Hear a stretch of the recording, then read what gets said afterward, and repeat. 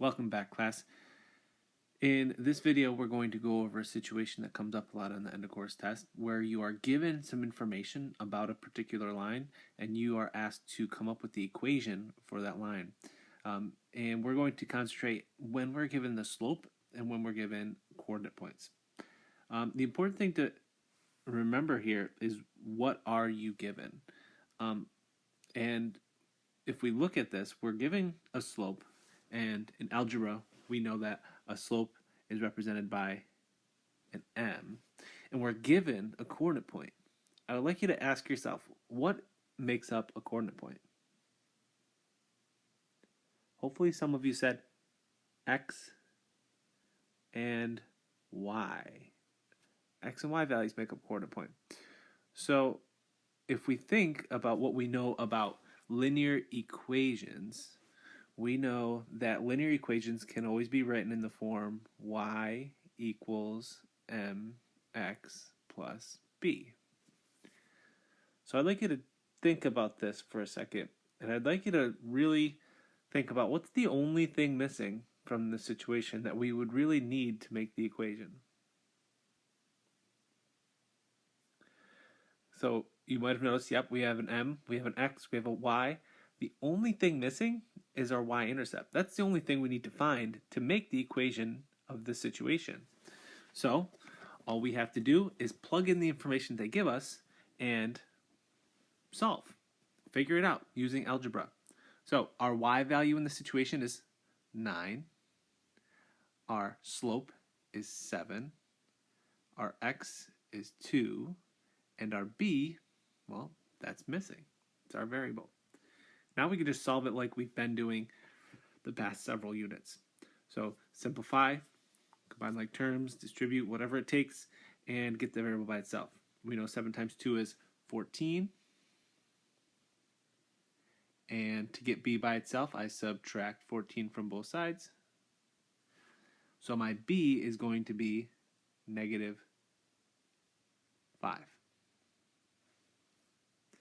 All right, so if we take our information that we have now, we have a slope and we have a y-intercept, we can create our equation. So in y equals mx plus b form, y equals mx plus b. We could have put plus a negative 5, but it's a little bit more simplified when we say minus 5. So here's the equation that represents that situation. And we could actually check to make sure that the given information is actually representing this equation. And just like many times in algebra, we can just plug our answer in and see if it works. So we know that the slope is 7. That's definitely true because my slope is 7. It's the number next to the x here. And the 2 and the 9 have to work in this equation. So if I just plug our values in, 9 equals 7 times 2 minus 5. Okay, 9 equals 14 minus 5. And 9 does equal 9. So it worked. So this is the equation that represents this situation with the given information. Okay, here we go. Here's another example. Write the equation aligned with a slope of negative 2 that runs through the point negative 1, 5. Okay, so again, let's think about what's given in this situation. I am given a slope, that's an m value, and I'm given an x and a y. If I think about an equation, as soon as you hear equation, a linear equation, you should automatically be thinking y equals mx plus b. That's the first thing that should be popping into your mind when you hear linear equation. Now, if I look at the given information, we've got an m, we've got an x, we have a y. The only thing missing from the situation is our slope, is our b, our y-intercept. So all you have to do is plug those values in and solve for your b. I'd like you to go ahead and plug the values in where you think they should be. If you're comfortable, go ahead and try to find that y-intercept right now. Okay, so I plug the values in, and the y value is 5. The m value is negative 2. The x value is negative 1. And the b, the y-intercept, that's going to be empty. We've got a variable. All you have to do from here is solve for b. So go ahead and try that on your own if you'd like to pause the video. All right, so we have 5 equals 2 plus b. Subtract 2 on both sides. And 3 equals my y-intercept. Okay, so now we have a y-intercept. We have a slope. That's all we need for an equation. Y equals mx plus b.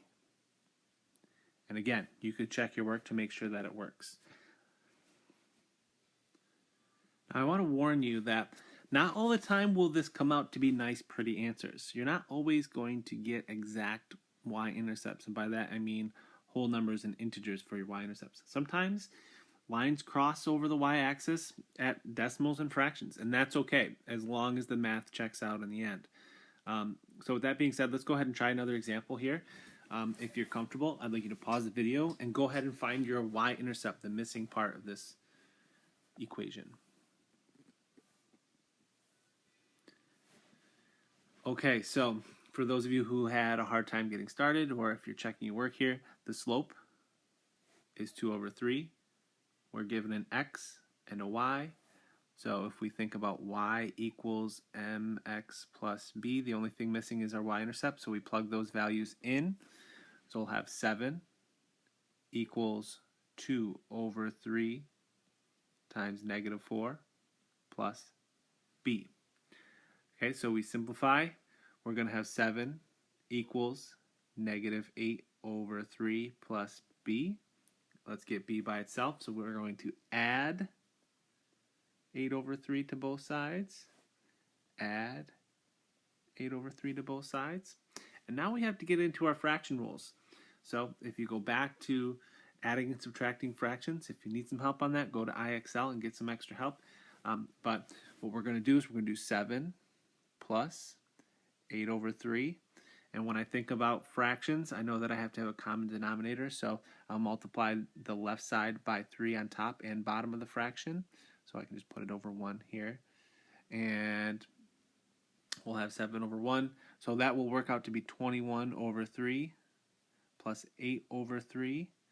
And that's going to be altogether 29 over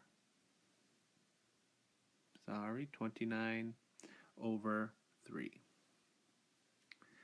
Okay, now altogether, our equation will be y equals mx plus 29 over 3. And we'll leave that as an improper fraction. Sometimes on multiple choice tests, you will have to convert that into a mixed number.